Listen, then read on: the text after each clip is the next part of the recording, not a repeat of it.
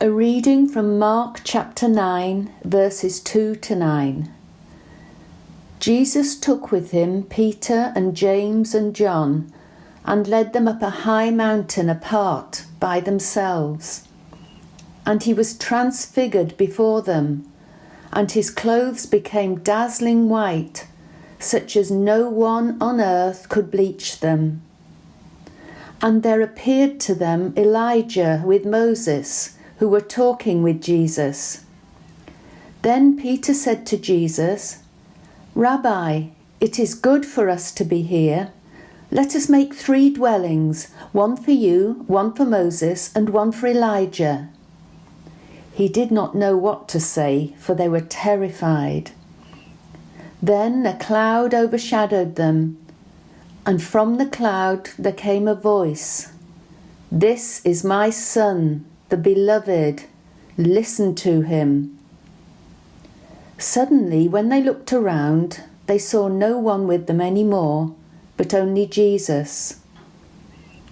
As they were coming down the mountain, he ordered them to tell no one about what they had seen until after the Son of Man had risen from the dead.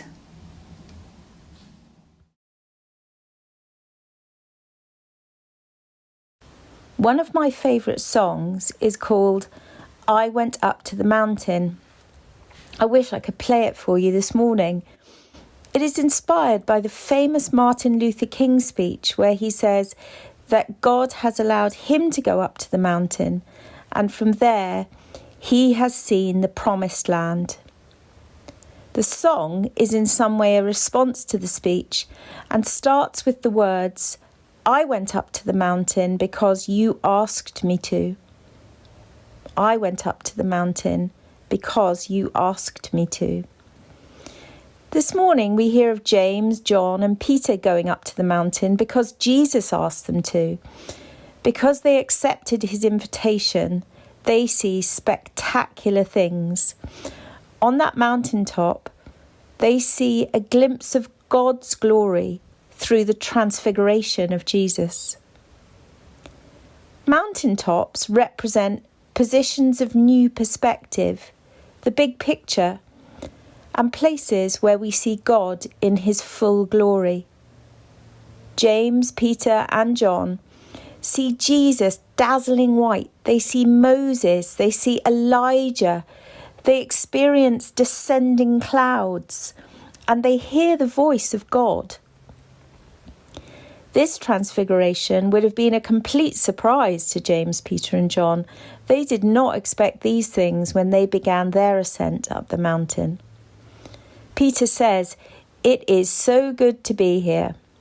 And certainly, Peter seems super glad he didn't refuse Jesus' invitation to go up the mountain because he was a bit busy that day. More times than we care to realise, Christ is inviting us up the mountain. But we refuse the invitation because the climb is costly and it is gritty. We refuse the invitation because we're frightened to look. We refuse the invitation because we are comfortable with the view we already have. But in missing the mountain, we miss the full glory. As we approach the beginning of Lent this week, let's look out for the invitation to go with Jesus to a position of new perspective, where we are open to seeing God's glory in our day-to-day. That way, we can sing along with gusto, "I went up to the mountain because you asked me to." Amen.